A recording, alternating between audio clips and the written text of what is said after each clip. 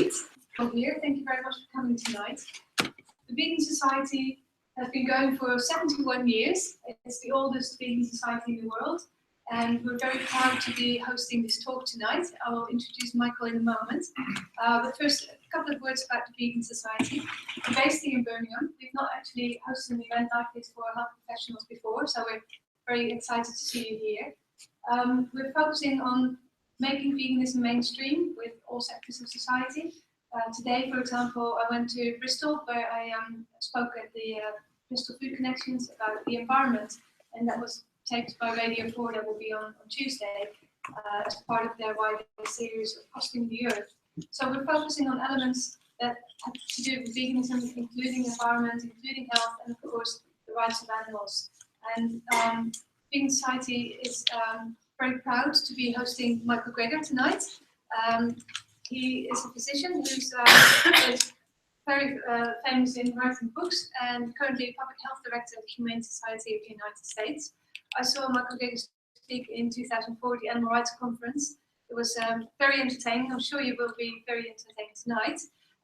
That is if you don't fall asleep, because I understand you're very jet lagged. I'm sure you'll be fine. But we're very, very pleased to see you here, and I hope you have great evening. Just a couple of words about our work.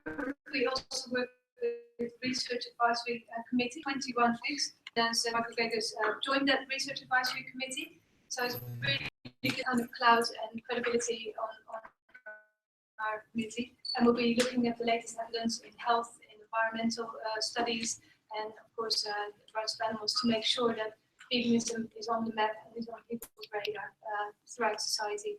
So thank you very much, and enjoy your talk. Great.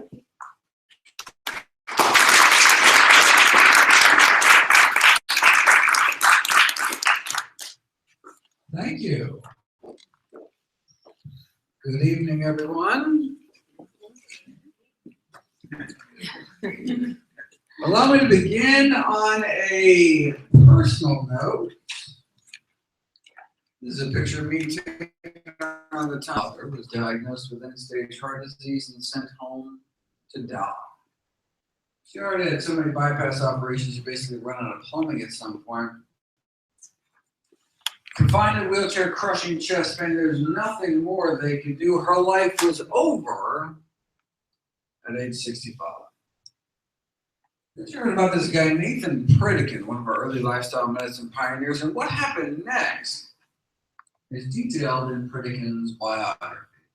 My grandma was one of the death's door people. Frances Greger, my grandmother, arrived in a wheelchair. Mrs. Greger had heart disease and engine claudication. Her condition so bad she could no longer walk without great pain in her chest and legs within 3 weeks, though.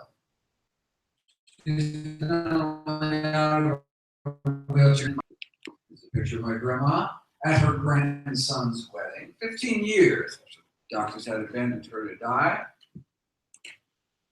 She was given a medical death sentence at age 65. Thanks to a healthy diet, she was able to enjoy another 31 years on this planet until age 96 with her 6 grandkids, including me. That's why I went into medicine. Years later, Dr. Gina Mark, a lifestyle heart drop, in the Lancet actually, British publication, proven with quantitative angiography that indeed you could reverse heart disease, a majority of patients, with opening up arteries, without drugs, without surgery, just like plant-based diet, another healthy lifestyle, behaviors. I assume this is going to be the game changer. I mean, my family had seen with their own eyes, but here was in black and white, published some of the most prestigious medical journals in the world. Yet, nothing changed. Wait a second. If effectively the cure to our #1 killer could get lost down some rabbit hole and ignored, what else might there be in the medical literature that could help my patients but just didn't have a corporate budget driving its promotion? Life's mission to find out. For those of you unfamiliar with my work, every year every issue of every English language nutrition journal on the planet, so you don't have to. Follow the most interesting, most groundbreaking, most practical findings and new videos and articles uploaded every day. My nonprofit site, nutritionfacts.org. Everything on the website is free. There are no ads, no corporate sponsorship, strictly non-commercial. Not selling anything, just put it up as a public service, as a labor of love. New videos and articles every day on the latest in evidence-based nutrition. What a concept. So where did Pritikin get his evidence from? Well, a network of missionary hospitals set up primarily by British physicians, actually, throughout sub-Saharan Africa, uncovered latest medical advances of the century, according to famed Irish surgeon Dr. Dennis Burkitt. The fact that many major incontinence diseases were universally rare, like heart disease. In the African population of Uganda, for example, coronary artery disease, almost non-existent. Said, wait a second. Leading killer diseases, almost non-existent. What were they eating? They were eating lots of vegetables and grains, greens, and their protein was exclusively from plant sources. And they had the cholesterol levels to prove it. Very similar to what one sees in kind of modern day plant eaters. In the UK units, that's down around 3.8. So wait a second. Maybe the Africans were just dying really from something else. They were living long enough to get heart disease. No, here's age-matched heart attack rates in Uganda versus St. Louis. At 632 autopsies in Uganda, did one myocardial infarction. At 652 age and gender-matched autopsies in St. Louis, Missouri, in the States, 136 myocardial infarctions, more than 100 times the rate of our leading killer. In fact, they're so blown away, went back to another 800 autopsies in Uganda, still just about one small healed infarct. I mean, it wasn't even the cause of death. Out of 1,427 patients, less than 1 in 1,000. Whereas in the UK, heart disease is an epidemic. These are listed diseases commonly found here in places that eat like the British, but were rare or even non-existent in places that centered their diets around whole plant foods. These are among our most common diseases, like obesity, for example. Hiatal hernia are the most common stomach problem. Varicose veins and hemorrhoids, the two most common venous problems. Colorectal cancer, leading cancer killer. Diverticulosis, number one disease of the intestines. Appendicitis, number one cause of emergency abdominal surgery. Gallbladder disease, number one cause of non-emergency abdominal surgery. As well as ischemic heart disease, one of the commonest causes of death here, but a rarity among plant-based populations, which suggests that heart disease may be a choice. Like cavities. Look at teeth. Look at the teeth of people who lived 10,000 years before the invention of the toothbrush. Pretty much no cavities. Didn't brush a day in their life. No flossing. Yet, no cavities. Why? Candy bars hadn't been invented yet. He said, wait a second, why do people continue to get cavities when we know they're preventable through changes in our diet? Simple, because the pleasure derived from dessert may outweigh the cost and discomfort of the dentist chair. Look, that's fine. I mean, you know, as long as people understand the consequences of their actions, as physicians, as dietitians, what more can we do?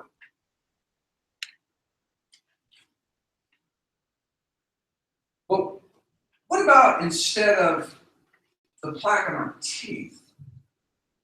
Talking about the plaque building up inside of our artery, another disease that can be prevented through changes in our diet. Okay, now, what are the consequences for you and your family? Now we're not talking about scraping tartar anymore, right? Now we're talking life and death. Still up to each of us to make our own decisions as to what to eat, how to live, but we should make these choices consciously, educating ourselves about the particular consequences of our actions. Atherosclerosis, hardening of the arteries, begins in childhood. By age 10, most kids raised on the standard Western diet already had what are called fatty streaks, the first stage of the disease, which turn into plaques in our 20s, then get worse in our 30s and can start killing us off. Heart, called heart attack, and brain can be called stroke. If there's anyone here this evening older than age 10, then the question is not whether or not you want to eat healthy to prevent heart disease, it's whether or not you want to reverse the heart disease you likely already have. Is that even possible? When researchers took people with heart disease, put them on the kind of diet followed by populations that did not get heart disease, their hope was, hey, maybe we can slow it down, maybe even stop it. But instead, something miraculous happened. The disease started to reverse, to get better. As soon as people stopped eating artery clogging diets, their bodies are able to dissolve some of this plaque away, opening up arteries without drugs, without surgery. This suggesting their bodies wanted to be healthy all along, but were just never given the chance. This dramatic improvement in blood flow on the left to the cardiac muscle, the heart muscle, was after just 3 weeks eating healthy. Let me share with you what's been called the best kept secret in all of medicine. The best kept secret of medicine is that sometimes the body, under the right conditions, can heal itself. Have you, whack your shin really hard on a coffee table, red hot, painful, and swollen, and inflamed, but will heal naturally. You just stand back, let your body's natural your body work its magic. What if you kept whacking your shin in the same place day after day? In fact, 3 times a day, breakfast, lunch, and dinner. You'd never heal. You go to your doctor, you're like, oh, my shin hurts. They're like, no problem. Your prescription for painkiller. You're still whacking your shin 3 times a day. Oh, it still really hurts, but it does so much better. Those pain pills on board. Thank heavens for modern medicine. Just like taking nitroglycerin pills for crushing chest pain. Tremendous relief, but not doing anything to treat the underlying cause of the disease. Our body wants to come back to health if we let it, but if we keep re-damaging ourselves 3 times a day, we may never heal. It's like smoking. One of the most amazing things I learned in all my medical training was that it was about 15 years of stopping smoking, your lung cancer risk approaches that of a lifelong non-smoker. Amazing, your lungs can clear out all that tar, and eventually it's almost as if you never started smoking at all. Every morning of our smoking life, that healing process started until wham, our first cigarette of the day. Re-injuring our lungs with every puff, just like we can re-injure our arteries with every bite, when all we had to do all along, the miracle cure, is to just stand back, stop re-injuring ourselves, get out of the way, and let our body's natural healing processes bring us back towards health. Sure, you can choose moderation and hit yourself with a smaller hammer. Why beat yourself up at all? Body is a healing machine. This is nothing new. None about this is actually published in the American Heart Journal in 1977, but actually came from reports here in the UK.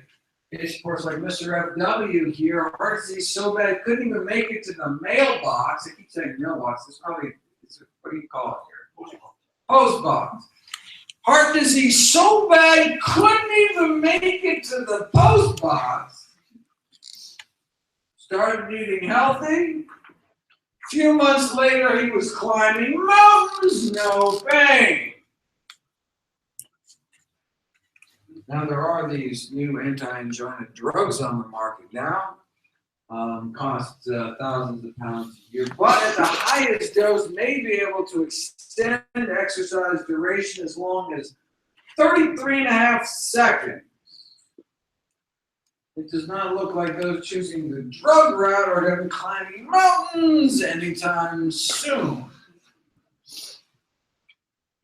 See, plant-based diets aren't just safer and cheaper, they can work better because you're actually treating the cause of the disease. But heart disease is not the #1 killer here in the UK. The #2 killer, cancer, is killer #1. What happens if you put cancer on a vegan diet? Well, Dr. D. Norris and colleagues were able to show the reversal of early-stage prostate cancer with plant-based diet and healthy lifestyle behaviors, and no wonder. You take blood from people eating the standard American diet, drip that blood onto cancer cells growing in petri dish. You can suppress cancer cell growth by 9%. But put people on a plant-based diet for a year, though, and their blood can do this.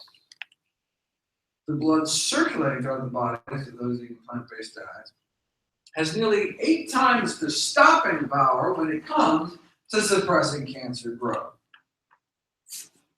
Now, this was for men and prostate cancer. They wanted to repeat the study using women and breast cancer. But look, they didn't want to wait a whole year to get the results. They said, after just 2 weeks eating healthy against 3 different lines of human breast cancer. This is the before, cancer cell growth power and weight 100%. This is after eating healthy for 2 weeks. This is what's called a photograph taken under a microscope. It is they lay down a confluent layer of breast cancer, a carpet of breast cancer, drip the blood from the standard American diet onto that cancer. You can see it kind of breaks up the cancer in these kind of cancer continents here. Then you take these same women, retest them 2 weeks after eating healthy, so they acted as their own control. Same women, 2 weeks later, laid down another layer of breast cancer, and this is all that was left, just a few individual cancer cells there. Before and after, just 2 weeks eating healthy, their blood became that much more hostile to cancer. Now, suppressing cancer cell growth is nice, getting rid of it is even better. This is what's called apoptosis, programmed cell death. Virus is able to kind of reprogram the cancer cells, forcing them into early retirement. This is what's called tunnel vision, measuring DNA and fragmentation of cell death. Dying cancer cells show up as little white spots. So for example, here, so even if you're a woman eating a pretty poor diet, you're not totally defenseless, so you can knock off a few cancer cells. Take these same women, put them on a plant-based diet for 2 weeks, though, and their blood can do that. It's like you're an entirely different person inside. The blood circulating throughout the bodies of women eating plant-based diets gain the power to significantly slow down and stop breast cancer cell growth within just 2 weeks. What kind of blood do we want in our body? What kind of immune system? We want blood just kind of circulates, that just kind of rolls over when new cancer pops up. We want blood circulating every nook and cranny in our body with the power to slow down and stop. Now, this dramatic strengthening of cancer defenses after 2 weeks of diet and exercise. That is, going out walking 30 to 60 minutes a day. So, wait a second. If you do 2 things, I didn't know what role the diet played. So, the researchers decided to put it to the test. This is what we saw before the cancer-stopping power of a diet and exercise. In this case, on average, for 14 years, plant-based diet, along with mild exercise, just like out walking every day. Compare that to the cancer-stopping power of your average sedentary meat user, which is essentially non-existent. Okay, but this interesting group is in the middle. What if 14 years standard American diet, but 14 years daily strenuous hour-long exercise like calisthenics? They wanted to know, if you exercise long enough, if you exercise hard enough, can you rival some strolling plant eaters over here? And the answer is exercise helped, no question. But literally 5,000 hours in the gym, no match for a plant-based diet. that tunnel regime we saw before. Even if you're a couch potato, living off of fried potatoes, you're not totally defenseless. You can kill off a few cancer cells. If you exercise for 5,000 hours, you can knock off cancer cells left and right, but nothing appears to kick more cancer tush than a plant-based diet. What we think is going on is that animal protein, meat, egg white, and dairy protein increase the levels of IGF-1 in the body, it's like growth factor 1, cancer promoting growth hormone, involving acquisition and conversion of malignant tumors. But going on a plant-based diet, your IGF-1 levels drop within weeks, continue to drop the longer you eat healthy, and your IGF-1 binding protein goes up. IGF-1 binding protein is one of our body's ways to protect itself from cancer, protect itself from excessive growth, like our body's emergency brake. Sure, within as little as 2 weeks, you can drop your production of IGF-1. Wait a second, what about all the IGF-1 you have circulating in your system from the bacon and eggs you had 3 weeks ago? Well, your liver releases the snatch squad of binding proteins that tie up any excess IGF-1, pull it out of the system. Your protective levels go up within weeks, benefits continue to accrue the longer you eat healthy. Here's the experiment where we nailed IGF-1 as the villain. Diet and exercise, cancer cell growth plummets, cancer cell death shoots up. Well, here's the interesting column here. What if you had back to the cancer, just the amount of IGF-1 you banished from your system because you started eating healthier? What happens? You effectively erase the diet and exercise effect. It's almost as if you never started eating healthy at all. So, the reason why, in the Epic Oxford study, for example, the incidence of all cancers combined is going to be lower among those eating more plant-based, maybe because they were eating less animal protein, which means less IGF-1, which means less cancer growth. How much less cancer growth potentially? Well, those eating a lot of protein during middle age may have 75% increased risk of overall mortality, 4-fold increased risk of dying from cancer, but not all protein, specifically animal protein, which makes sense based on the IGF-1 levels at each various step.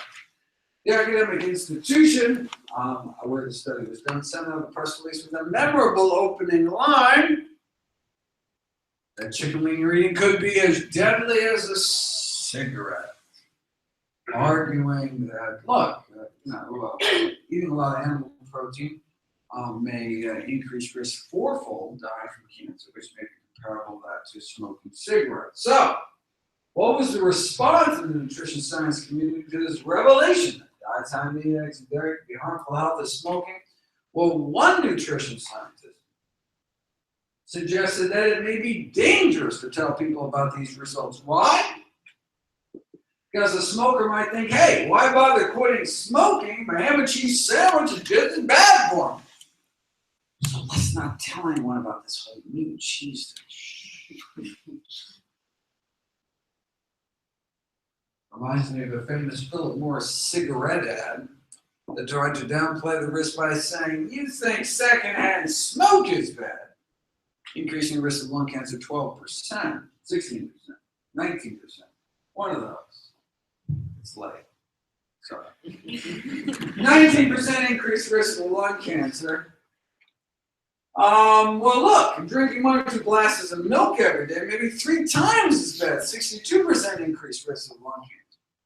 Or doubling your risk frequently cooking with oil, or tripling your risk of heart disease eating non-vegetarian, multiplying your risk 6-fold eating lots of meat and dairy. So, they conclude. Let's keep some perspective here. The risks from secondhand smoking may be well below that of other everyday activities. So, breathe deep. It's like saying, yeah, don't worry about getting stabbed because getting shot is so much worse. How about neither? 2 risks don't make a right. Of course, you'll note that Philip Morris stopped throwing dairy under the bus once they purchased Kraft Foods. Just saying. Killer number 3 in the UK is stroke.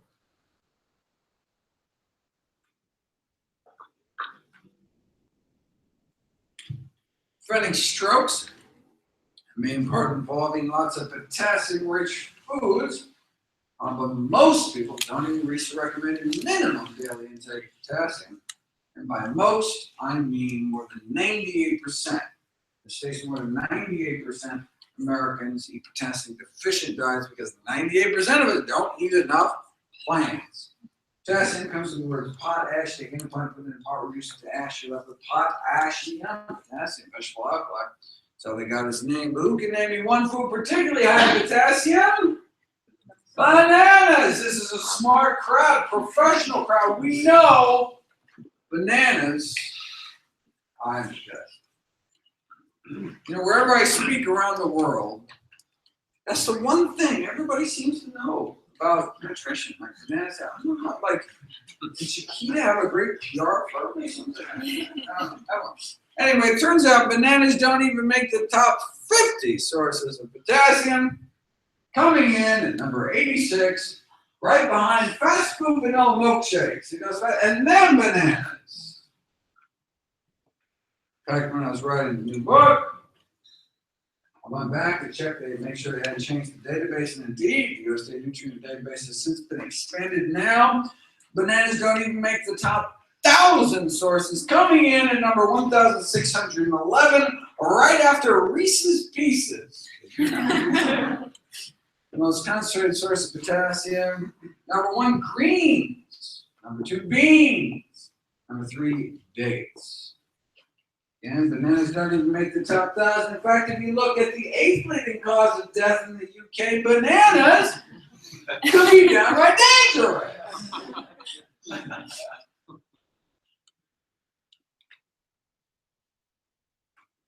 Killer number 4 is Alzheimer's. You know, 20 years ago, it wasn't in the top 10. According to the latest dietary guidelines for the prevention of Alzheimer's disease, the 2 most important things we can do is reduce our intake of meat, dairy, and junk, and increase our intake of what? Vegetables, legumes, which are beans, poultry, chickpeas, lentils, fruits, whole grains. This is based in part on data going back decades now, showing that those are in meat. Red meat, white meat didn't seem to matter. Between 2 to 3 times the risk of becoming demented later in life. The longer one ate meat free, the lower the risk apparently dropped. Killer number 5, respiratory infections. Good time to cough. They're nice. You were waiting for that, I know. What possible role could diet play in respiratory infections? Well, obviously you haven't seen my video, Kale and the Immune System, talking about the immunostimulatory effects of kale. Is there anything kale cannot do? Boosting antibody production 7-fold, but this was in a petri dish. What about people? You take 60s and 70-year-olds and randomize them into 2 groups, right for getting the pneumovax vaccination and the pneumonia vaccination. Half to do the regular diet, the other half had a few servings of fruits and vegetables, significantly boosted protective antibody response, and those add some produce to their daily diet. This is not cutting out meat, just adding fruits and vegetables can significantly improve immune performance. Killer number 6, lung disease. We're talking about chronic obstructive pulmonary diseases like emphysema. Thankfully, a plant-based diet can help prevent chronic lung disease, even be used to treat lung disease, significantly improving lung function over time. But you know, the tobacco industry views these landmark findings a little differently. If adding plants to our diet can improve lung function, wouldn't it be easier to just add plants to cigarettes? And indeed, the addition of acai berries to cigarettes evidently has a protective effect against emphysema in smoking mice. Who would have thunk it? Next, they're going to start adding berries to meat. And indeed, couldn't make this stuff up. In addition to fruit extracts in burger patties, now that is delicious. For example, the blackberry dyed burger patties with a distinct purplish color. It's kind of turn people off a little bit, though. One can evidently improve the tenderness of lamb carcasses. You infuse them before rigor mortis sets in with kiwi fruit juice. You can even improve the nutritional profile of frankfurters by adding powdered grape seeds, though there were complaints that there were grape seed particles visible in the final product. And there's one thing we know about hot dog eaters is that they're picky about what goes in their food.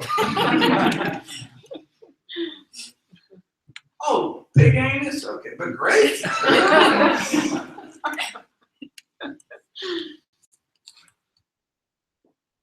Bill number 7 is sepsis, systemic blood infections.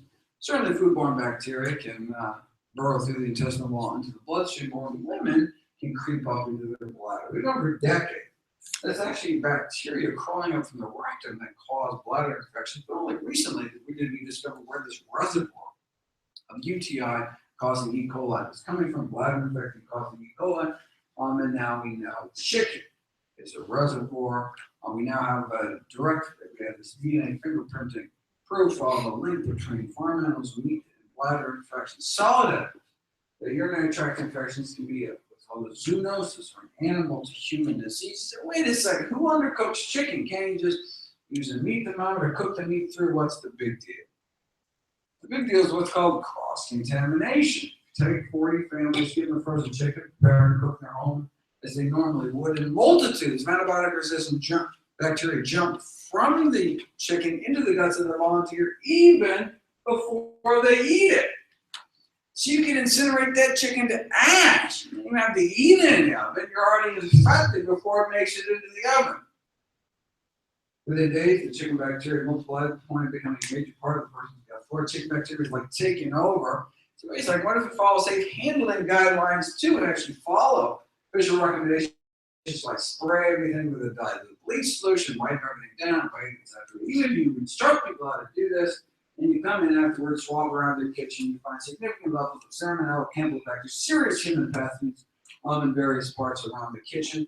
The reason that people have more bacteria from feces in their kitchen sinks than on their toilet seats is because people tend to rinse chickens in the sink, not the toilet. So unless our kitchen is like some biohazard lab, the only way we're going to guarantee you're not leaving infection around the kitchen is to not bring it home in the first place. Now the good news is it's not like you eat chicken, we want you to colonize for life. In the study, the chicken bacteria only seem to last about 10 days for your good bacteria kind of muscle it into submission. The problem is in many families eat chicken more than once every 10 days, so they'd be constantly reintroducing these chicken bugs into their system. Wait a second, it's not legal to sell unsafe cars, not legal to sell unsafe toys. How is it even legal to sell unsafe meat? They do it by blaming the consumers. When USA Poultry Microbiologist said, look, raw meats are not, the approved thing is mishandled when they're like handling a hand grenade. You pull the pin, it's gonna get hurt.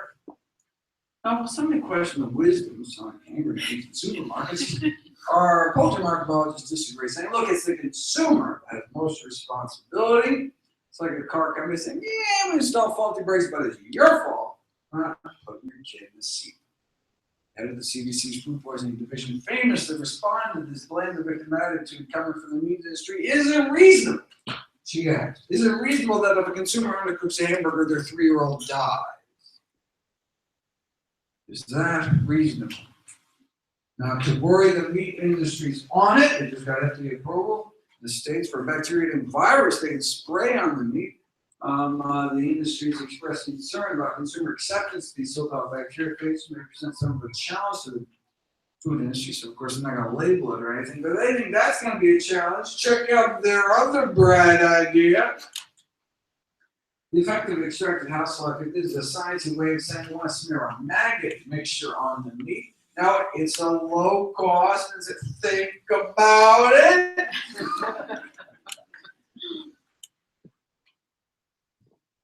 Look, maggots thrive off of rotting flesh. However, yet there's no reports of maggots having serious diseases. There must be filled some kind of antibacterial something, right?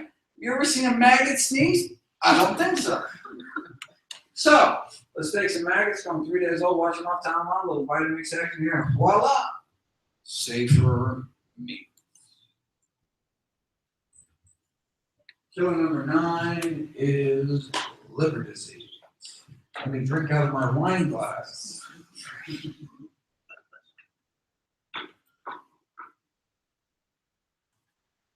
known for decades that we can treat liver disease with a plant-based diet, significantly reducing the toxins that would otherwise build up. Eating meat without a fully functional liver to detoxify your blood. One does have to admit, though, there are some people with a declining liver function eating plant-based diets. And they're called alcoholics, living off of corn and potatoes and barley, strictly plant-based. But it's not doing so good. It's not clear exactly. Killer number 10 is Parkinson's disease. This plant-based diet reduced one's risk of Parkinson's disease. What we know in most studies done to date on the matter shows this link between dairy and Parkinson's. Why could that be? Well, it's evidence that the global dairy supply is contaminated with neurotoxins. So various pesticides pollutants found in the brains of Parkinson's victims, as well as in the dairy supply. Talking about pollutants like tetrahydrozoquinone, which is actually what scientists use to try to recreate the disease in primates in a laboratory setting, but mostly in cheese, actually. So there's been calls on the dairy industry to require toxin screenings of their milk. Good luck with that. Of course, you can just not drink it, but then what would happen to your bones?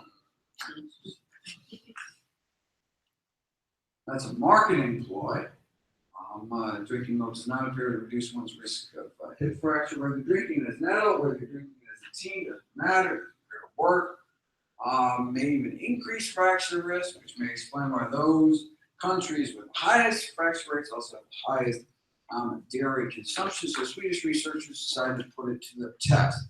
100,000 men and women followed for nearly 20 years. The milk drinking women had higher rates of what? Higher rates of death. Significantly more heart disease and cancer for each daily glass of milk. Those women drank 3 glasses of milk a day had nearly twice the risk of dying prematurely. And they had more bone and hip fractures too. More milk, more fractures. And milk drinking men also had higher rates of death. If for some reason you don't see milk ads like this, I'm not sure exactly what to say. And killer number 11 is diabetes. We've known that we can both prevent, treat, and reverse type 2 diabetes with plant-based diet since the 1930s. In this study, diabetics were put on plant-based diet for 5 years. A quarter of diabetics ended off all of insulin altogether. But look, plant-based diets are relatively low-calorie diets. Maybe their diabetes just got better because they lost so much weight. To tease that out, what you'd have to do is put them on a healthy diet, but force them to eat so much food that they don't lose any weight despite being eating healthy. Then we can see if plant-based diets have unique benefits beyond just all the weight loss. Well, we have to wait a few decades, but here it is. So if there's some weight every day, they started losing weight, they were made to eat more food. In fact, so much more food. Some of the participants had problems eating it all. They're like, oh, not another salad. Oh. But eventually they adapted, so 0 weight loss, despite restricting meat, eggs, dairy, and junk. Well, wait a second. With 0 weight loss, is plant-based diet still effective in helping your diabetes? Well, insulin needs were cut 60%, and half of the diabetics ended off all their insulin altogether. How many years did that take? No, 16 days. 16 days later. So talking diabetics who had diabetes for as long as 20 years, injecting 20 units of insulin a day, then 13 days later on none, despite no weight loss. Diabetes for 20 years, off all insulin in less than 2 weeks. Diabetes for 20 years because no one had told her about a plant-based diet. Here's participant number 15, 32 units of insulin on the control diet, and then 18 days later on none. Lower blood sugars on 32 units less insulin. That's the power of plants. And as a bonus, their cholesterol dropped like a rock to under 3.8 in 2 weeks. You know, just like moderate changes in diet are only going to get you moderate benefits in cholesterol lowering, how moderate do you want your diabetes? Everything in moderation is a truer statement than many people realize, right? Taking our diabetics and asking them to make moderate changes in diet can leave them with moderate vision loss, moderate kidney failure, moderate amputation, maybe just a few toes or something. Moderation in all things, not necessarily a good thing. Remember that study that purported to show that diets high in meat, eggs, and dairy could be harmful to health of smoking? Supposedly, found that those who eat lots of meat, eggs, and dairy 4 times as likely to die from cancer or diabetes. But if you look at the actual study, you'll see that's simply not true. Those eating lots of animal protein and middle age didn't have 4 times the likelihood of dying from diabetes. They had 73 times the risk of dying from diabetes. Now, what about those who chose moderation? You need just a moderate amount of animal protein. Oh, they just had 23 times the risk of death from diabetes. Killer number 12 is high blood pressure. Affecting nearly 78 million Americans. That's about 1 in 4, 1 in 3 adults. And by age 60, most of us in this country, in the States, get high blood pressure when we're old. So wait a second, most of us get high blood pressure when we age. Maybe it's less a disease, we're just an inevitable consequence of aging. No. Since the 1920s, that high blood pressure need not occur. 1,000 people in rural Kenya, blood pressures taken to eating this diet. Grains, beans, vegetables, fruit, greens. Our blood pressures go up as we age. Their blood pressures go down. And the lower the better. So 140 over 90 cutoff is arbitrary. No, I have evidence that even people with blood pressures under 120 over 80 appear to benefit from blood pressure reduction. So the ideal blood pressure, the no benefit from reducing it further blood pressure, is 110 over 70. 110 over 70. Is it even possible to get pressures down to 110 over 70? It's not just possible, it's normal for those eating healthy enough diet. 2 years of this rural Kenyan hospital, 1,800 patients were admitted. How many cases of high blood pressure did they find? 0. Wow. They must have low rates of heart disease, right? No, they had no rates of heart disease. Now, a single case of atherosclerosis, our number 1 killer, and stage number 2 killer here in the UK, was found. Rural China, same thing, about 110 over 70. Their entire lives, 70-year-olds, same average blood pressure, 16-year-olds.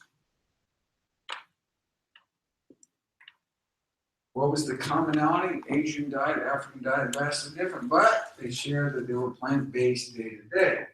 Wait a second, they had all sorts of other characteristics. They also both didn't eat Twinkies, and so why do we think it's the plant-based nature of their diet that was so protected? Because in the Western world, according to the American Heart Association, the only folks really getting it down that low on average, strict vegetarians.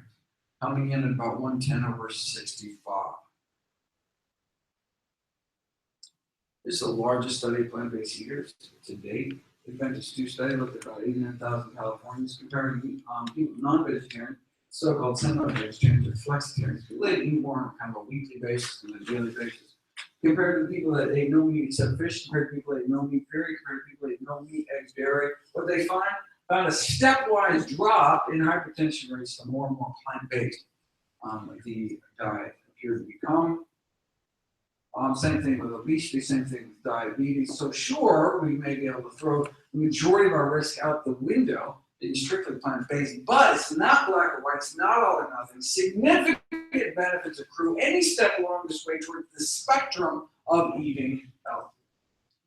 Experimentally, we can demonstrate this with high blood pressure. You take vegetarians, you give them meat, pay them enough to eat it, and their blood pressures go up. Or you take meat eaters, take meat out of their diet, so blood pressures go down within 7 days, and this is after most of them had already removed or reduced their blood pressure medications. They had to because you're treating the cause of the disease, lower blood pressures on fewer drugs. That's the power of plants.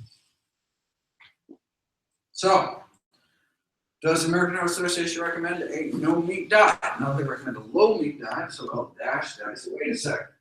When the DASH diet was being created, were they just not aware of this landmark research done by Harvard's Frank Science? No, they were aware the chair of the design committee that came up with the DASH diet was Frank Sack. See, the DASH diet was created with the #1 goal, capturing the blood pressure lowering benefits of a vegetarian diet, yet contain enough animal products to make it palatable to the general population. They didn't think the public could handle the truth. And you can see what they were thinking. Like, look, there's just like diets, just like drugs never work unless you actually take them. Diets never work unless you actually eat them. So, look, no one's going to eat strictly plant-based. So, look, let's come up with some kind of compromise diet. So maybe on a population scale, we'll actually do more good. Fine, tell that to the 1,000 American families a day that lose a family member to high blood pressure. Maybe it's time to start telling the public the truth.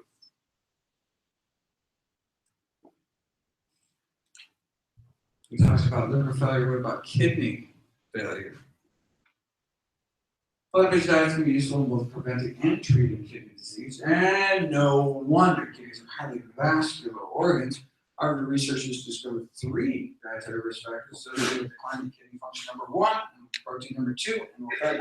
#3, cholesterol. Animal fat can alter the actual structure of the human kidneys, significantly reducing the, which is based on studies like this showing plugs of fat basically clogging up the works in autopsy of human kidneys. And animal protein can affect the found effect of normal kidney function, inducing what's called hyperfiltration, increasing the workload on the kidney, but not plant protein.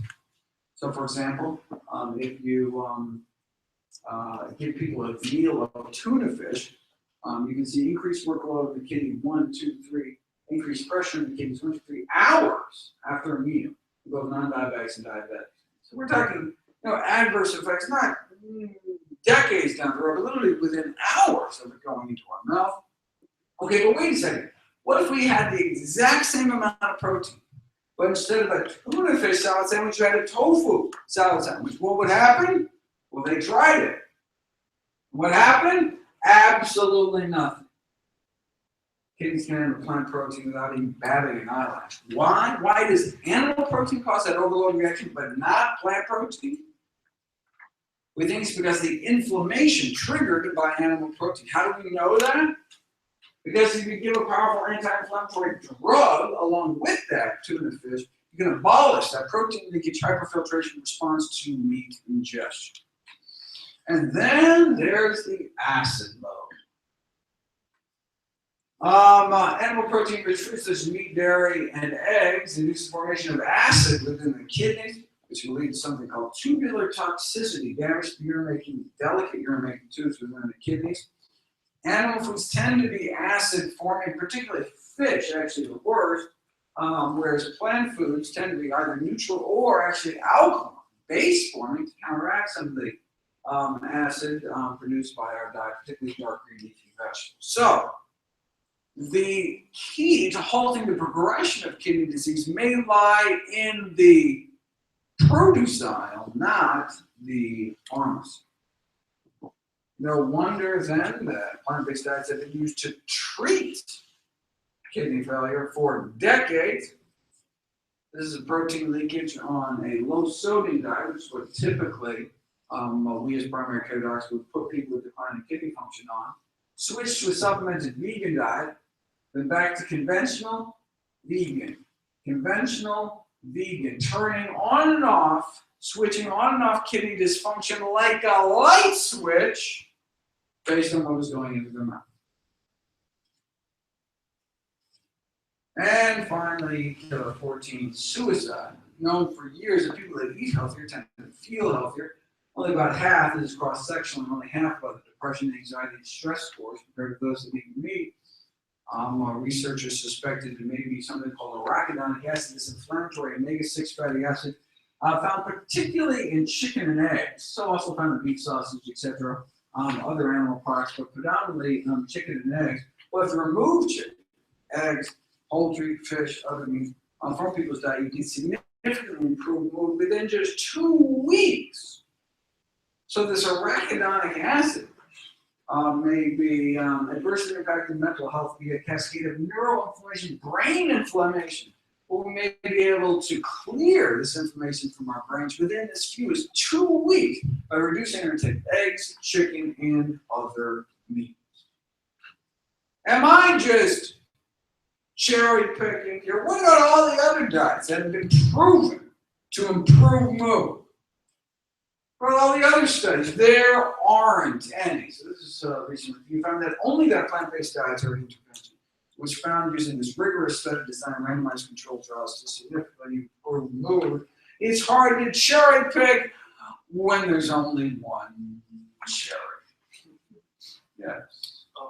I've seen articles from saying the opposite. That there was a randomized controlled trial of a different diet that showed a significant improvement in mood. There's studies that demonstrate that there are issues, mental issues associated with vegetarian and vegan diets also. So you put people in a randomized controlled trial, and those in the vegetarian arm suffered more mental health issues. Such a study doesn't exist. So there's all. So this is specific. So there's the high. This is considered the highest level of scientific rigor. It's a randomized controlled trial. Now there are cohort studies, there are cross-sectional studies, and so we can follow people over time and see what happens to their mental health, goes up or down. But you never know. Wait a second. Maybe people who eat healthy. Maybe reverse causation. Maybe people who eat healthier feel healthier, or maybe people who feel healthier go on to eat healthy. You don't know, right? Maybe people who eat healthier also have other healthy lifestyle behaviors, like they exercise. Exercise improves mood. So how do you know it's the diet? How do you know? Is you do a randomized controlled trial where you take people, split them up randomly into 2 groups, and then tweak one thing and see. And then you can say, aha, that's what it is. It's the diet, because that's all you did. You tell them to keep the exercise the same, etc. So using that really high bar for evidence. So there's lots of studies on diet and mood. But using that really high bar of evidence, randomized controlled trials, only plant-based diets have reached that level of rigor. That makes sense? Works in the workplace setting too. This is a Geico Insurance, significant improvements in, so vegan dietary intervention found not only physical functioning and general health improvement, but also vitality and mental health. This led to an improvement in work performance. So they extended this across 10 corporate sites across the country, and compared to control sites that did not have this vegan dietary intervention, which was like adding lentil soup to the cafeteria, things like that. Significant improvements in depression, anxiety, fatigue, emotional well-being, daily functioning, and emotional health as well. So these plant-based, lifestyle interventions in general can improve mood, like exercise, but dietary-wise, plant-based diets have the highest evidence base. So there we go. 14 leading killers here in the UK. A plant-based diet can help prevent nearly all of them, and used to treat more than half of them, and even reverse the course of disease in some of them, including in some cases, our top 2 killers. Now, sure, certain drugs can help. There's cholesterol-lowering drugs for heart disease. There's insulin injections and sugar pills for diabetes. It usually takes a couple of different kind of classes of high blood pressure medications to force people's blood pressure lower. But look, it's the same diet that does it all. It's not like there's a heart healthy diet and somehow different from a brain healthy diet. No, a liver healthy diet is a kidney healthy diet. It's a whole body healthy diet. One diet to rule them all. And what about drug side effects? I'm not talking about a little rash here or anything. Prescription drugs kill more than 100,000 Americans every year. So if you do the math, the 6th leading cause of death in the United States is doctors. 6th leading cause of death is me. Thankfully, I can be prevented with a plant-based diet. So now we don't have similar stats on these so-called adverse drug reactions here in the UK. But if the same percentage of deaths were caused by doctors, so if UK doctors killed as many people as US doctors with prescription drugs. Then the seventh leading killer in the UK would be the healthcare system. Compared to 15,000 American vegetarians, those that ate meat, about twice the odds of being on aspirin, sleeping pills, tranquilizers, and essence painkillers, blood pressure medications, laxatives, of course, as well as insulin. So plant-based diets are great for people that don't like taking drugs, people that don't like paying for drugs, people that don't like risking drug side effects. Want to cure the fiscal crisis in NHS? I've got a suggestion.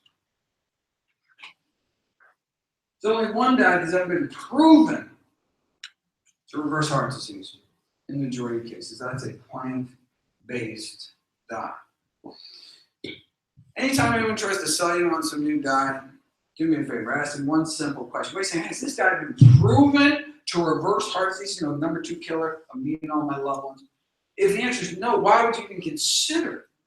If that's all a plant-based diet can do, reverse our number 2 killer, shouldn't that kind of be like the default diet to prove another one? And the fact that can also prevent, arrest, and reverse other leading killers like type 2 diabetes and hypertension would seem to make the case for plant-based eating simply overwhelming. Most deaths are preventable and related to nutrition. In the U.S., number 1 cause of death and the number 1 cause of disability in the United States is our diet, bumping tobacco smoking to number 2. Smoking cigarettes not only kills about 500,000 Americans every year, whereas our diet kills hundreds of thousands more. Yeah, but what about the UK? The number 1 cause of loss of life and health in the United Kingdom is the British diet. Smoking killing more people than cigarettes. Yet there are regulations on cigarettes here. Warning labels. What about, well, wait a second, your diet is killing more people. Let me end with a thought experiment. Imagine yourself a smoker back in the 1950s. In the States, around that time, the average per capita cigarette consumption was about 4,000 cigarettes a year. So like the average person smoked half a pack a day. You know, the media was telling you to smoke. Famous athletes agreed. In fact, even Santa Claus wanted you to smoke.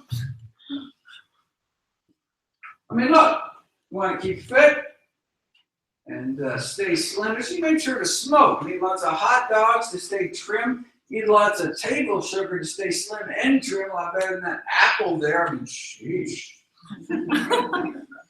Though apples do connote goodness and freshness, reads one internal tobacco review memo, which brings up many possibilities for a youth-oriented cigarette. They want to make apple-flavored cigarettes for kids.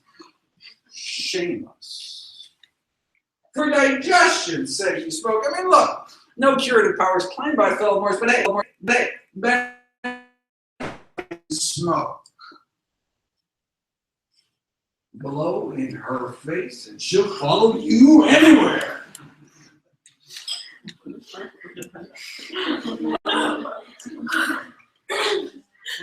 No woman ever says, no, they're so round, so firm, so fully packed. After all, John Wayne smoked them until he got lung cancer and died. You know, back then, even the paleo folks were smoking, and so were the doctors. Now, this is not to say that there wasn't controversy within the medical profession. Sure, some doctors smoke animals, but others preferred lucky. So there's a little controversy there. A leader of the U.S. Senate agreed. Who wouldn't want to give their throat a vacation? Not a single case of throat irritation. How could there be when cigarettes are just as pure as the water you drink? Maybe in Flint, Michigan. If you do get irritated, no problem. You can always have your doctor write you a prescription for more cigarettes. There's an ad in the Journal of the American Medical Association. So when mainstream medicine is saying smoking on balance may be good for you, but the AMA is saying that where could you turn if you just wanted the facts? What's the new data advanced by science? Well, hey, she was too tired for fun, and then she smoked it. Yeah. They really spoke of proof positive medical science. That is when he still could speak before he died of throat cancer.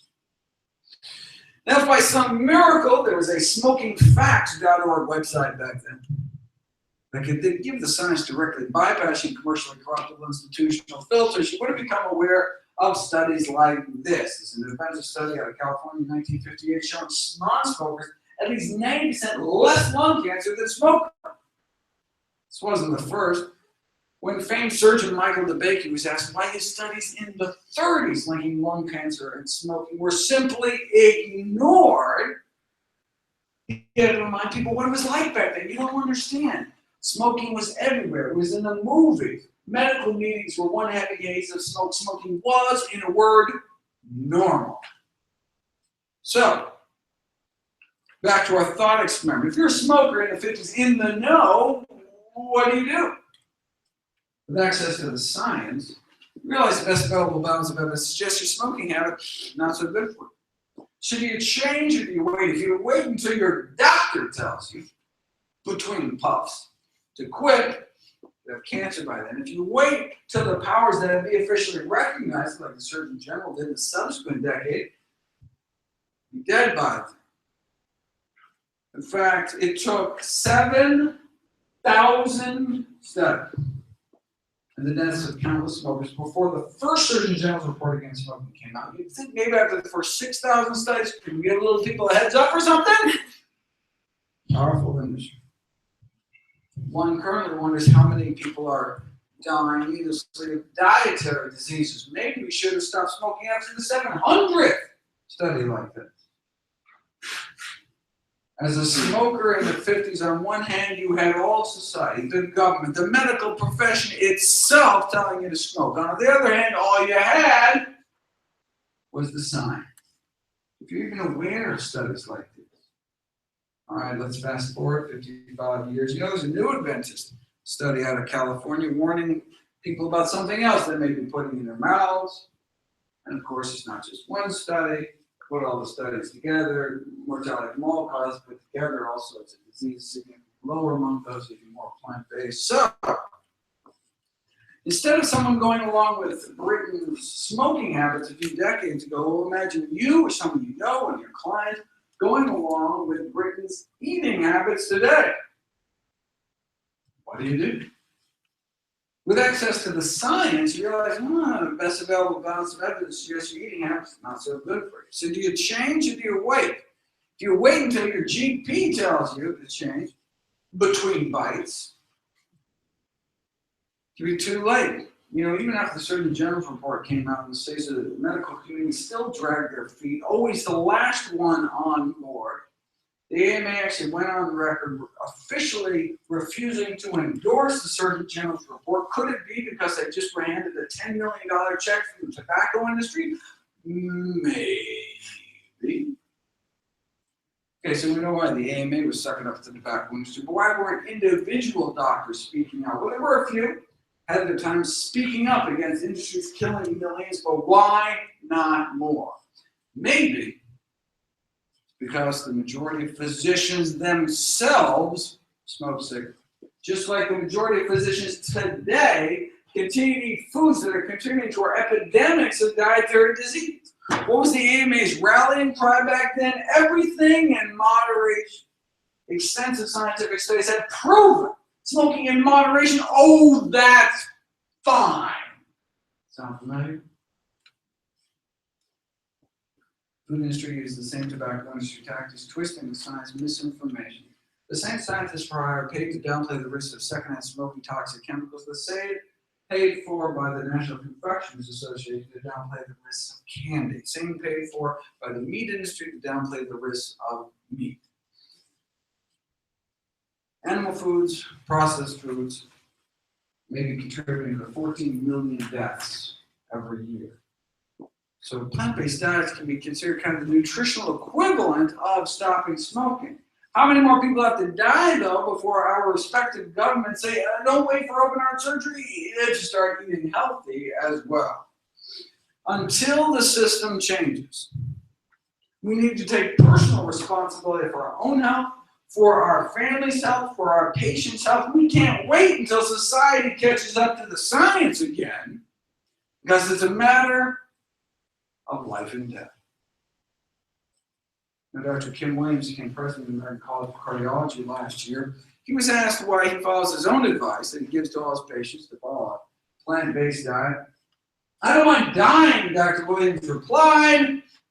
I just don't want it to be my own fault. Thank you.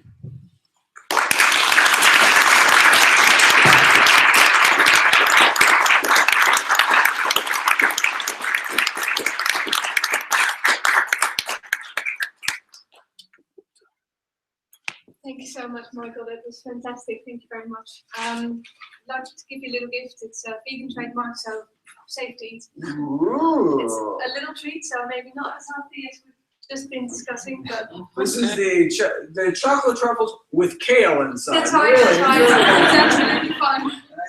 But thank you so much. It was a wonderful talk. I hope you all enjoyed it. There's some time for questions. Before we go into the questions, can I just thank a few people, because this wouldn't have been possible without the fantastic help of my colleagues. Alex Douglas, who's, there she is, event volunteering and engagement manager. Peter Smith, he's the head of communications. And we've got quite a few colleagues, Andy there, membership officer. And we've got quite a few colleagues who couldn't be here today, but who helped as well. Heather Graham, Lorna, Marcus Brooksop, and Terry Holloway, who also helped to make this event possible. So we would like to quickly thank them as well for this.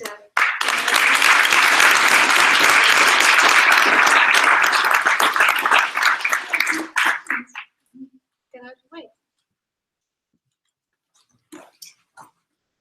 The questions, is everybody happy just to use a natural voice rather than a microphone? I've got another microphone. If everybody's happy just to shout up to the microphone to hear the question. It'll be okay, won't it? Question. Yes. From the front. Well, I promised you beforehand to give you the question at the end, keep you with. So here it comes. There's a lot of things you presented that give grounds for optimism about the effect of plant-based diets. And the results from studies of actual vegans are, in my view, very positive. But they're much more like a score draw than a tremendous victory on health. So in the UK, it is a score draw between vegans and meat eaters. In the US, in the Adventist studies, the vegans are living about perhaps 2 years longer, but about the same as the fish eaters.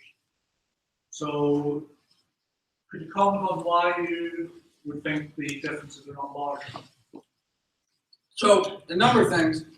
First of all, when so let's say you did a study and found, so let's say you did a study that found that smokers and non-smokers had the same lung cancer rate. The first question one might have is, wait a second, how long have you been non-smokers? I mean, if they said, oh yeah, I quit smoking last week, all right? So you compare smokers who've been smoking for 40 years compared to smokers who've been smoking for 35 years, you wouldn't be very surprised if there weren't a difference in lung cancer rate. So it's important to say, first of all, what's the duration of vegetarian, vegan? The last published stats for Epic Oxford, vegans average duration 5 years, vegetarians 10 years. Okay, so I don't know what the average age is. So let's say they're in their 50s.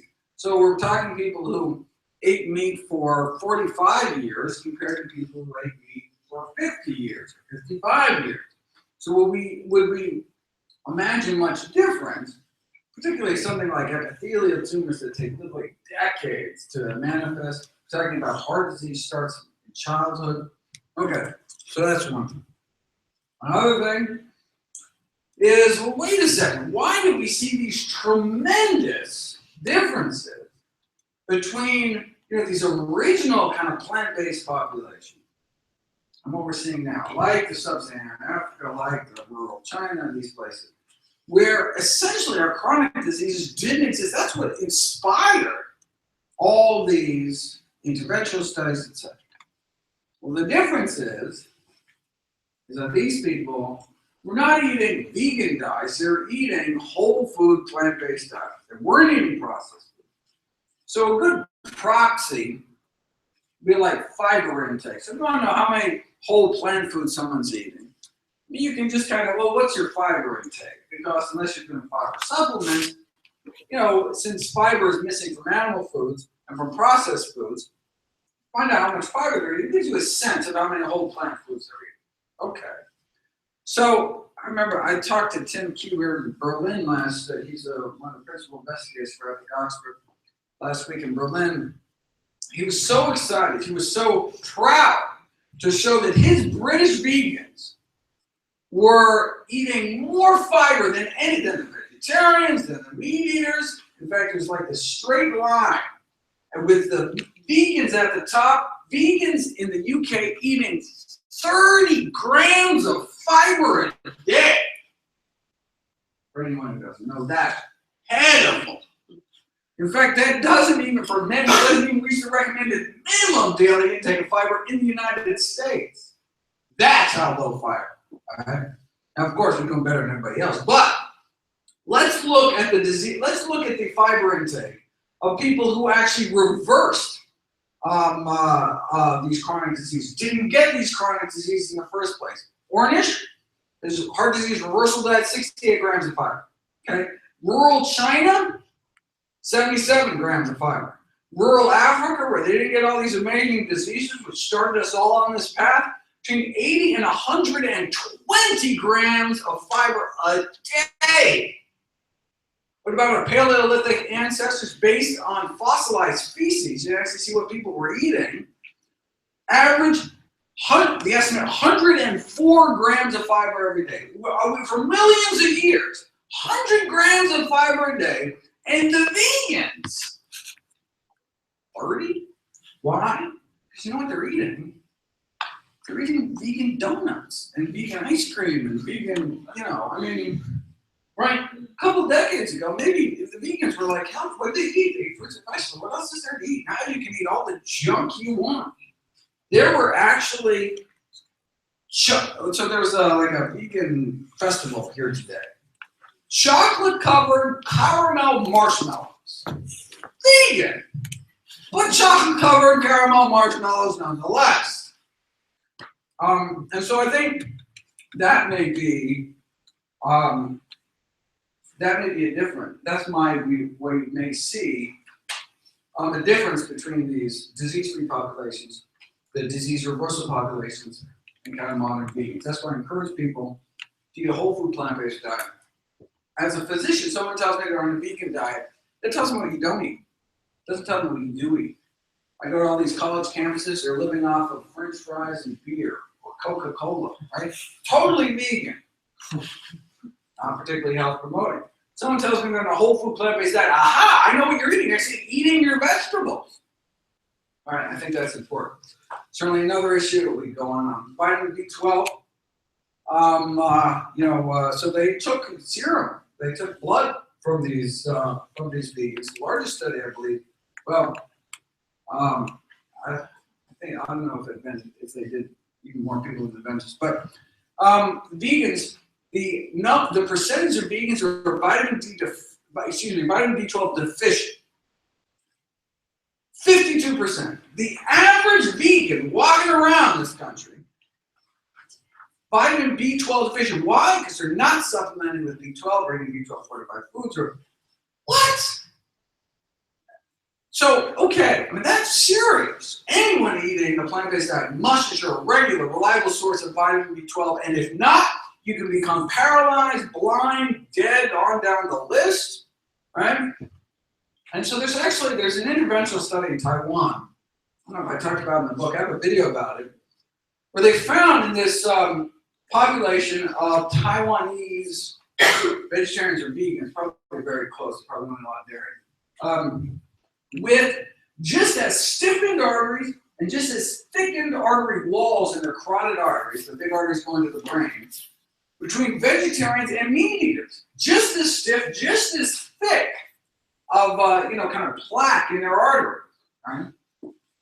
So wait a second, but their cholesterol is so awesome. So they theorized maybe it's because they weren't getting their B12. Okay, but how do we know that? We put it to the test. They took these vegetarians, they gave them B12, and what happened? Interventional study. And guess what?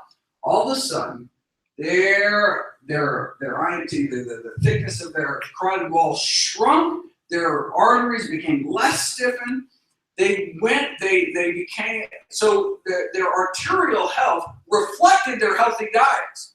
But when they had B12 deficiency, they were just as bad as the meat eaters in terms of those risk factors, which could certainly help explain some of the Epic Oxford stats. For example, though the mechanism we're not exactly sure, we're thinking maybe it's homocysteine. Some of the homocysteine intervention trials have not been so successful, but there's something going on. And we know that because interventional trials with vitamin B12 can show amelioration of those negative.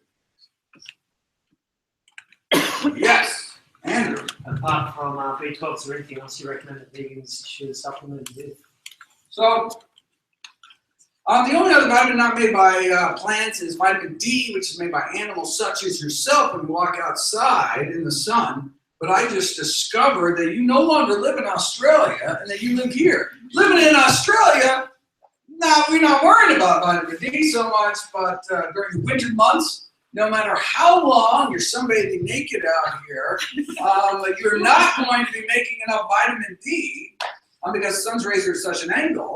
And so, yes, it's fat soluble. Yes, you can, but the problem is your levels dip below which we think is optimal for health. So, during the winter months or year round, if you're not getting enough midday sun, I encourage people to get to 2,000 units of vitamin D. I have a whole series of new vitamin D videos coming out this month. By this month, I mean May.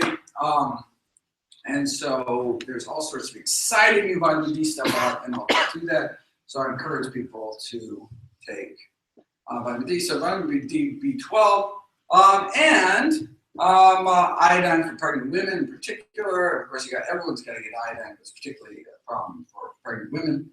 A study in Boston found that pregnant vegan women were particularly low in iodine. So they should be eating sea vegetables or take an iodine supplement. The Thyroid Society suggests that everybody, all pregnant women, no matter what they eat, should be taking 150 micrograms of iodine per day.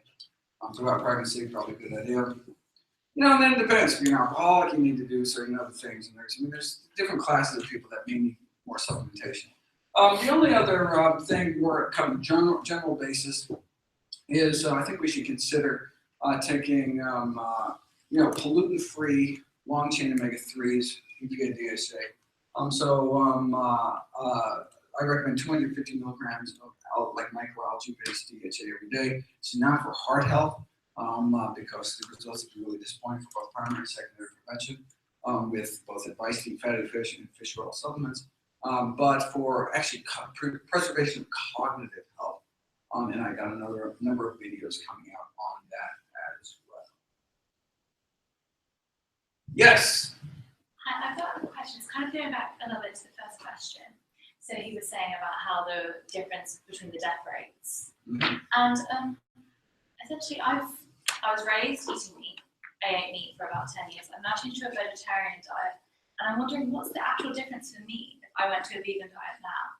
Because you're speaking of all these risks, and if you change in 16 days, then you don't need insulin anymore for someone with diabetes. But then you're also saying that you're comparing the risks of people when they're dying and the death rates aren't that different. And really, what's the push for people to make that step? So the difference is because these interventional trials are using whole food plant-based diets, right? So this is not vegan diets. These are diets where they make people eat whole food plant-based. So these are extraordinarily healthy diets. So what's the difference between cutting out dairy, for example? Well, what are you replacing those dairy calories with? If you're cutting out dairy and replacing it with donuts, I would encourage you not to do that. But if you're replacing dairy milk with soy milk, for example, that's benefit. No cholesterol, low saturated fat, fat nutrients, more folate, more. And there's, it's healthier. So it depends what you're substituting with, but you know, or even better, why drink milk at all and actually whole foods? And, you know, I mean, so, you know, I mean, remember those, you know, like diabetes rates, you know, from vegetarian to semi-vegetarian, fish eater to, you know, lower. Look, you're already doing better than the vast majority of people. You want to, and if you want to reduce your risk even further, then you can eat even healthy. We can all choose. I'm a student dietitian and I'm on placement currently at the moment. And what I found a lot is a big contributor to dying from diseases such as respiratory disease and stuff like that is malnutrition. A ridiculous amount of people, especially elderly people, come into hospital already malnourished. And as a student dietitian, when I qualified as a dietitian, our first line advice to improve those levels of malnutrition is things like drinking a pint of milk a day, food fortification, including like butter and cheese and stuff.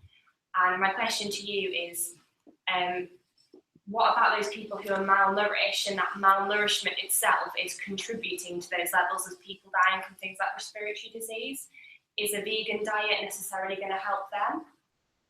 So, I mean, if people are malnourished, if they're, you know, calorie malnutrition, if you give them, you know, butter and cheese and milk, they'll get a lot of calories, right? But I mean, you can, I mean, the benefits, the primary benefit of plant-based diets is so calorically dilute, which is great because there's such an obesity epidemic. You eat huge amounts of food and not gain weight because it's just not a lot of calories. There's fiber, there's water, all non-caloric, adds a lot of bulk, right?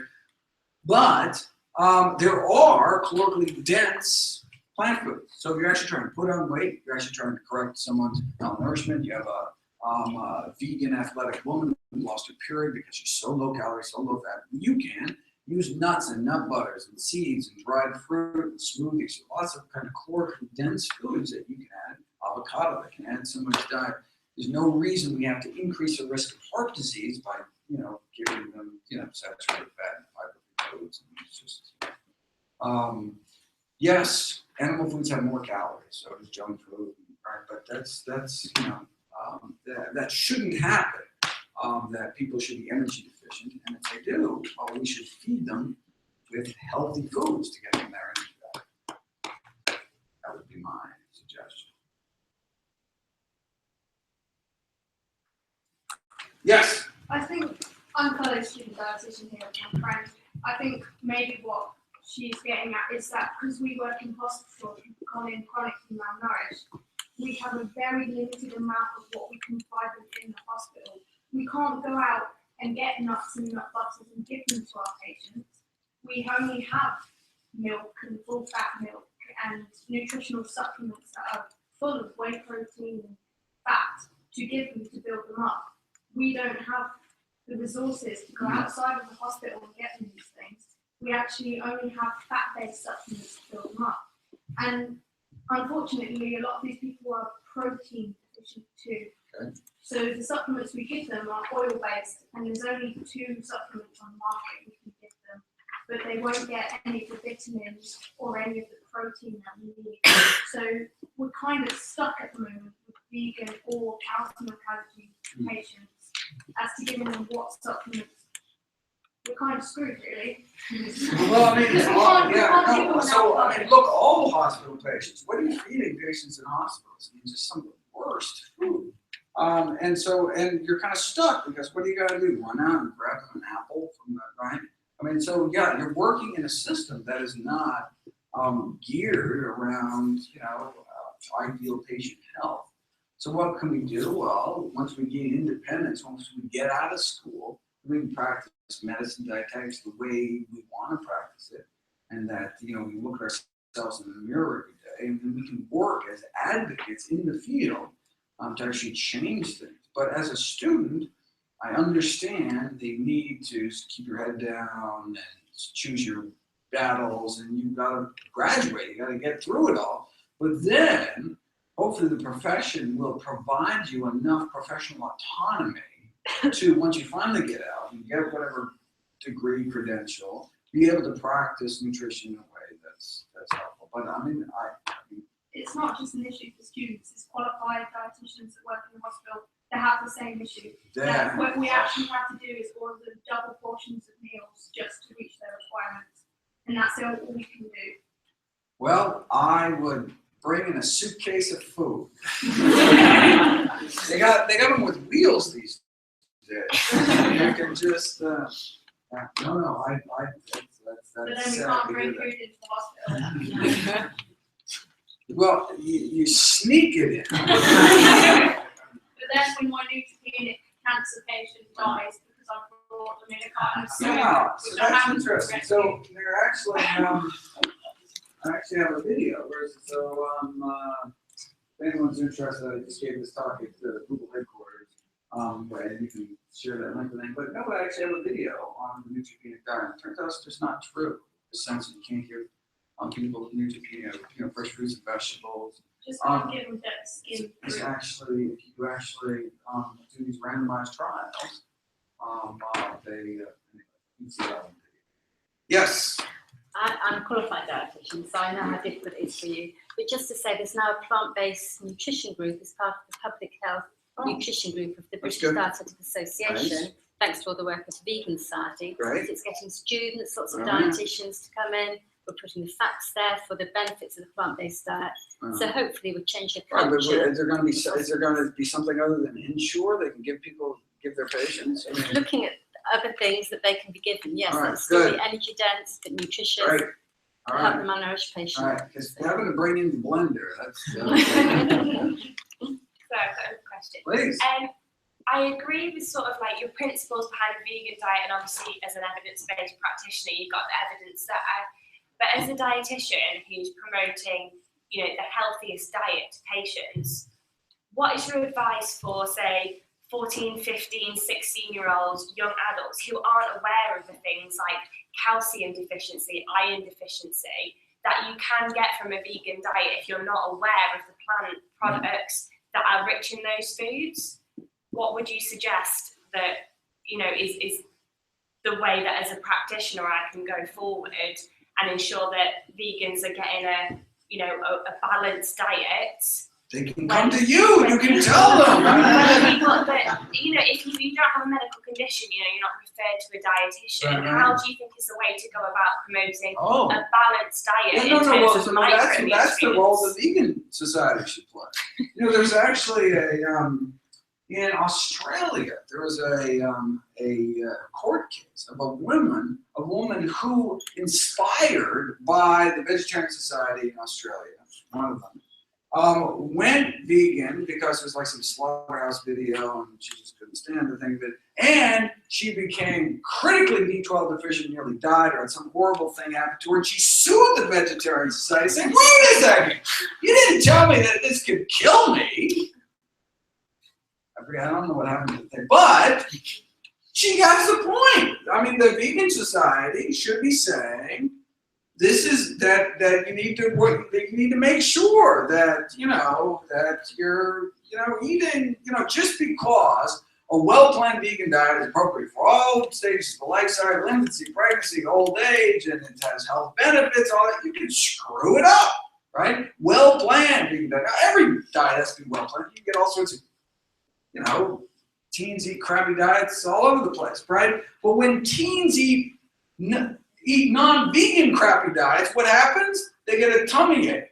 When vegans eat crappy diets, they can go blind because they're not getting B12.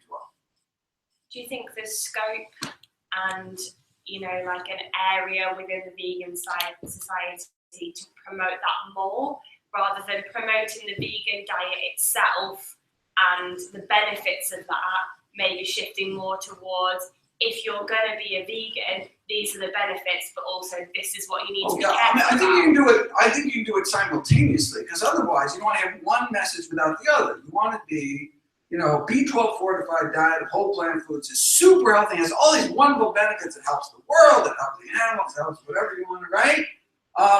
And this is how you do it. This is where you go shopping. These kind of supplements you have to take. This is how much. These are some calcium-rich foods. These are some blah blah. You go down the list. And I can't speak here, but in the States, groups are very good about this. There's a group called Vegan Outreach. You look at a pamphlet. They go very clearly. These are the risks. And you got to make sure you get this. You got to make sure you get this. This is how you get this. There's fortified foods or supplements. It's very clear. It's right up front. And that's in the intro pamphlet. That's not like in the find out more. That's in the that they hand out to people, where the first page is like some poor little turkey or something, and then you flip it open and it says, you know, you can prevent this by reducing your intake of meat, and this is how you do it healthfully. And hopefully other groups around the world are doing that as well. Yes, mine is more, not so much necessarily about the diet, but maybe more about the sort of health behaviour change and psychology towards it. I think it's such a vast change to go from a meat eating diet to go to a vegan diet. And things like diabetes, for example, I think you mentioned something about moderate changes give moderate results, whereas a sort of a full-on change would give the best results. But as I was assuming you're a dietitian as well, but as dietitians, I think we're often seen as the food police, and people often don't want to see it because they think we will tell them, don't eat this, don't eat that, eat salads. And I actually think that prevents people coming to see dietitians in the first place. So in essence, I think maybe moderate changes, whilst they're not the best, maybe that's the first step to going towards a better diet. Just thinking about how you would comment on that. So I mean, Because I think it'd be too drastic in a diabetes clinic to say, okay, you're eating this, cut out all meat, cut out all dairy, all fish. okay, Now, well, would you okay, make it like? drastic is dialysis. Yes. Drastic, right? Okay. No, so okay, if you're talking about the general population, you had me up until diabetes. General population, right? You know, you encourage people to crowd out unhealthy foods by adding lots of fruits and veg, and you know, making these changes to make it doable, and you want it to be sustainable, and right. It's okay. But when we're talking about people with diseases that can be stopped and reversed, then I think it's patronizing for us to be like, I know you're not really going to do it. I know that your health, your longevity, your seeing your kids graduate or go to college or get married is not as important to you as your sausage. I'm not even going to tell you the truth. You're not going to do it. I can just see, look at you. You're not going to totally change. Okay. So let me just say, hey, try eating an apple once in a while. Okay. For somebody who's like, life is at stake, I would say, look, this is the data. Right, here's the science. There are people that can actually reverse this, not being going to just get worse. I mean, diabetes, until recently, was get worse, than you die. Right? It's very frustrating to treat diabetes as primary care because your patients all get worse, they all die. And what you try to do is slow down their rate of death by pushing down their blood pressure, pushing down their blood sugars. Of course, you do that with insulin injections, which actually makes things worse. That makes them obese, increases cancer risk. I mean, but look, you got to keep your blood pressure up. They're going to go blind. I mean, it's just this horrible cycling spiral. But there's a way out. Now, look, it's your body. It's your choice. You want to smoke cigarettes? Go for it. Totally. But I'm just saying, you should know the predictable consequences of your actions, and there's actually a way out. You don't want to do it? Totally fine. I'm here just to advise, just to I got knowledge you may not have, and share with you. Okay. And if they say, no way, I die some horrible death rather than giving up one sausage link, you're like, okay, cool. All right. Yeah, have you tried a banana? You can start early. Right, okay. But you'd be amazed. People are like, what? Wait a second. My doctor said I need to be on high blood pressure medications every day for the rest of my life. I mean, I thought that I was just going to have a stroke, like my dad had a stroke, whatever. And he's like, no, actually, you may not. We may be able to actually cure your high blood pressure, but it's going to require these really dramatic changes. And they say, can you help me make those changes? I mean, from my limited experience, I don't class it as patronising. I'd say it's unrealistic, and I think they would be more unlikely to meet those goals and not come back and see you rather than make that change. Food, for example, it's not just a case of your health. It's like a human cultural activity. You don't necessarily eat when you're hungry, do you? You eat at parties, at family gatherings.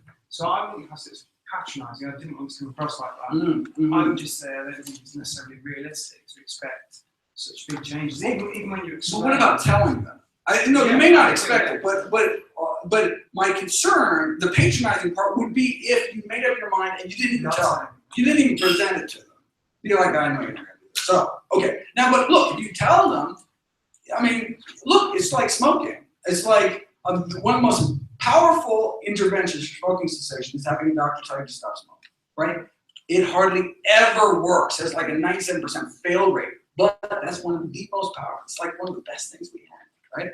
So you go into it knowing this is totally not going to work. At the same time, this is one of the most powerful things I can do, right? Because you never know. There's like one person, right? But you got to tell them. But what many doctors do, they don't bring it up. They see the pack of cigarettes there. They see the nicotine stained fingers. They're like, they're not going to change. It almost never works. I'm not even going to bring it up. Because why? They're not even going to come back and see me again. Because I'm like, don't smoke guy, right? You're a doctor. You're supposed to. That's what your role is. Like I don't know. Yeah. Really advice for athletes on plant-based diet, different nutrient requirements, high nutrient requirements they may have.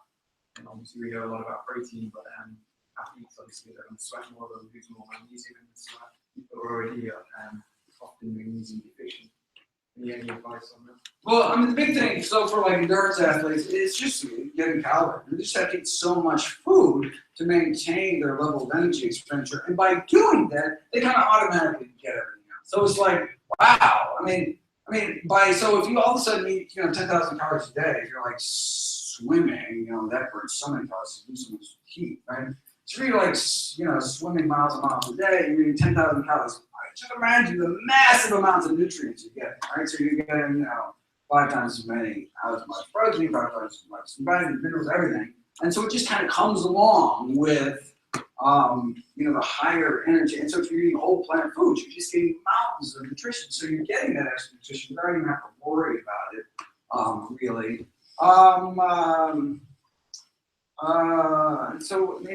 So unless we're talking about elite,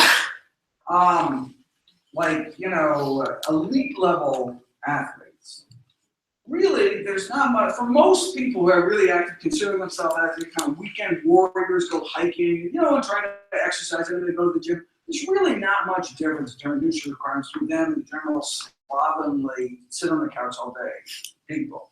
So they have different energy requirements, but other than that, nutritionally they're very similar. But some of the crazy elite bodybuilding stuff, there actually are some differences made. You actually need more protein and some other things. So you can tweak around with that, but that's a very kind of small segment of the Hi, I've actually got a very, very simple question. Please.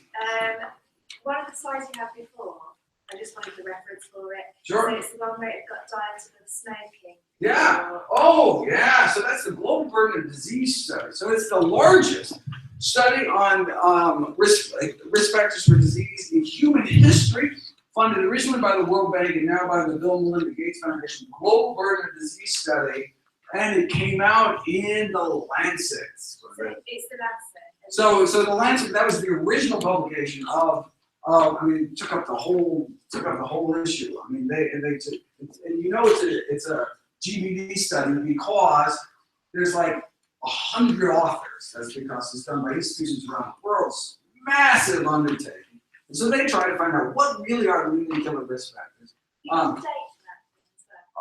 You put in global burden of disease, there are now literally hundreds of publications based on this body of data. So just put global burden of disease and you will get it all. You will be inundated, and they do that for country after country. And so they found amazing things, like #1 killer risk factor in the world is high blood pressure, killing 9 million people every year. And the #1 dietary risk factor, who thinks what's the one thing about our diet killing more earthlings than anything else? Any guesses? You don't get the answer because you're too smart. But the #1 killer dietary risk factor is inadequate fruit intake. It's not processed meat. Not eating enough fruit kills more people than processed meat on this planet. How do we find that out? How many people does soda kill? How many people? It's so cool. What an amazing study. Anyway, yeah, global burden of disease study. Check it out. You'll spend days. There's a website that has the summaries for each country. Do the search on the global burden of disease. There's a website that does not say it. PDF summaries for each country, which has the slide that you showed there. Do you worry that with the increase in popularity of vegan diets, it might also cause an increase in the less healthy vegan foods, and we'll sort of get caught in a vicious cycle of it. Yeah, so the junk food industry, we want low-fat food, they'll give us low-fat junk food. It's not good food. We want low carb, if the fat is low carb, they'll give us low carb junk food. You name the fat, you name the dietary, the junk food industry will come up with junk. And that's what vegan, right? Look, you had celiac disease 20 years ago, you were really healthy. Why? You couldn't eat anything except fruits and vegetables, right? Now with celiac disease, there's gluten-free every junk on the planet. You can eat just as unhealthy as you were, as anybody else now. Same thing with vegan. Now there's vegan donuts and vegan ice cream and vegan whipped cream, vegan who knows what else, right? And so that's why, from a health standpoint, not talking about animals or environment, from a health standpoint, it's not animal versus plant, right? It's whole plant food versus everything else. So versus processed foods and that. I think it kind of comes back to Dan's point that it's always going to be behaviour change. No matter how much society will change, there's always going to be this stuff available. And while it's available, people will still probably pick it. So we need dietitians. That's why we need dietitians to say, oh, you're going vegan, that's awesome. Let me tell you about have you heard of vegetables? Isn't eating oily fish twice a week really good for Is what? you? Eating oily fish twice a week. That was the recommendation. So that, and I think it's still the American Heart Association recommendation. So there was this, and this is going back, so basically you type in fish oil, fish and website, pull up all these studies. So originally, so this is what, 15 years ago now, these early studies suggested benefit from fish oil supplementation and recommendations to eat oily fish. Unfortunately, that data has reverted to the mean and disappeared. So we do a recent meta-analysis in JAMA found that whether you're talking about primary prevention, preventing first heart attack, or secondary prevention, trying to prevent second heart attack, essentially, no benefit can be shown from either advice to eat oily fish or from taking fish oil supplements.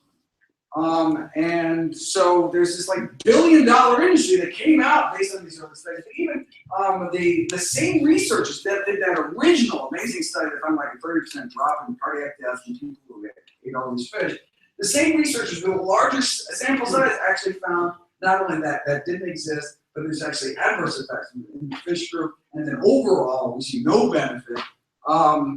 And so that's just old data. So it's interesting, you look at global burden of disease study, and they say inadequate fish consumption as within a dietary risk, but then they have a little footnote saying, okay, this is based on old data. If you look at the new stuff, this actually may not exist at all.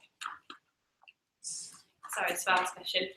Just leading on from that, as far as I'm aware, current dietetic practice promotes a Mediterranean diet as the most cardiac preventative diet, which yes does include eating less red meat, eating less dairy, getting more olive oil, plant-based substances and stuff.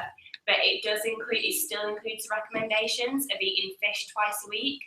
So on that basis, are you suggesting that current evidence-based dietetic practice is in fact out of date? The current diet, so recommendations to eat a Mediterranean diet is a compromise recommendation. Is saying no one's going to eat the diet that actually reverses heart disease, proven in randomized controlled trials to reverse heart disease. It's leading killer. It's wiping out hundreds of thousands of people. No one's going to eat that diet. So let's find something that's better than the crap people are eating, but people will actually eat. That's the Mediterranean diet. And if you look at the literature, they're open about it. Mediterranean diet does not reverse heart disease like the Predimed study. 5 years, thousands of people randomized.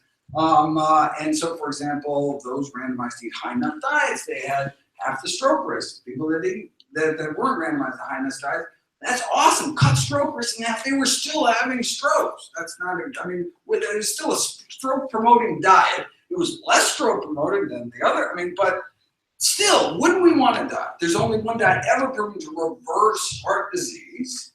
The majority of patients plant-based diet. Everything else is promoting heart disease more or less, everything else kind of in the mainstream.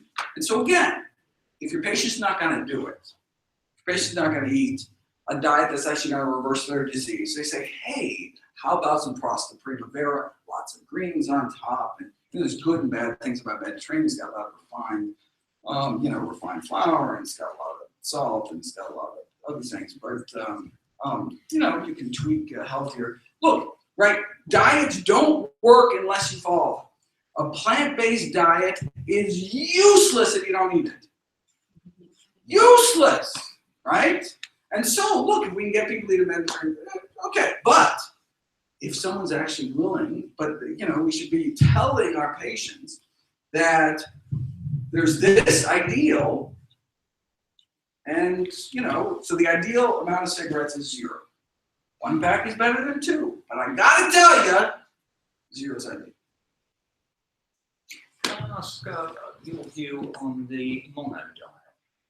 What is the mono diet? The mono diet is, we came across a chap recently that for 2 years had been following this very strict diet where he would keep it very, very simple. For instance, he would eat twice a day, and perhaps for lunch would have 15 bananas, and then go home in the evening and have 20 mangoes. Okay. That? So what's the mono is you're only eating bananas? You're only eating one particular at a time. Okay, so nothing in biology makes sense except in the light of evolution. So anytime some weird thing, you always got to step back and say, okay, does that make any sense evolutionarily that there should be some benefit to lack of variety in the diet? It's weird. I mean, I don't know. Well, I think he's I don't know where. So is there any data supporting that? I don't know. He came across this. He'd been studying and is studying Yeah. sports nutrition. Yeah. And had been he had been quite unwell himself. Okay. Suffering from regular As colds. soon as he got 15 bananas on board, he was that's great. That's what's called wonderful. antidote. Right? Okay, great. The problem is that person writes a book and says everybody should eat 15 bananas a day, and right. So evidence. Maybe there's evidence to support it. I've never seen any be happy to review any evidence they want to support. To say, I love mangoes, but I think on the 19th I'd be a little. Yeah. I think on the 19th mango, yes, you will be exhausted. You probably are now, aren't you? Yes, Michael's got to head off to Heathrow to get some beauty sleep ready for his flight back to the States tomorrow. So I think at that point, if everybody's, unless anybody's got a burning question, I think we'll wrap it up at that point. Thanks so much.